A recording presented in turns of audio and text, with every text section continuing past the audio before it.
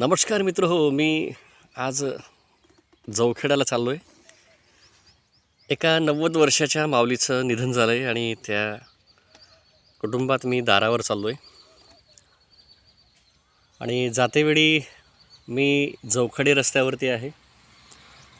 बाबादेव खूप पुरातन असं हे मंदिर आहे.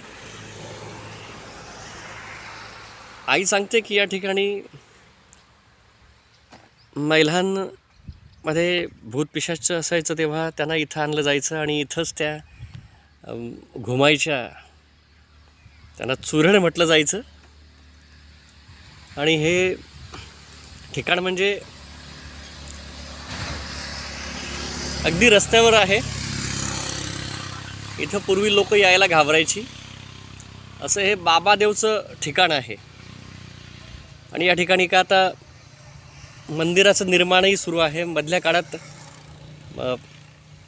जी अतिवृष्टी झाली, जे वादळ आलं, त्याने इथलं मंदिर, इथली झाडं पडून गेलीत. आणि आता इथं आमदार अमोलदादा पाटील यांच्या निधीमधून हे मंदिराचं बांधकामही या ठिकाणी सुरू आहे, आपण पाहतोय. चला तर मग कधीतरी इकडं आलात तर बाबादेवांना जरूर भेटा. बाबादेव म्हणजे महादेव, देवादिदेव महादेव यांचं हे जागृत देवस्थान आहे. आणि हे पुरातन असं वडाचं झाड आहे. इथं भलं मोठं झाड होतं, तेही कोसळलं आहे. तर या आपल्या आठवणीतल्या गोष्टी आहेत. आपल्या पूर्वजांनी या ठिकाणी ही मंदिरं स्थापन केलेली आहेत. चला तर मग देवादिदेव महादेवाचं, बाबादेवाचंही दर्शन घेऊया. ओम नमः शिवाय.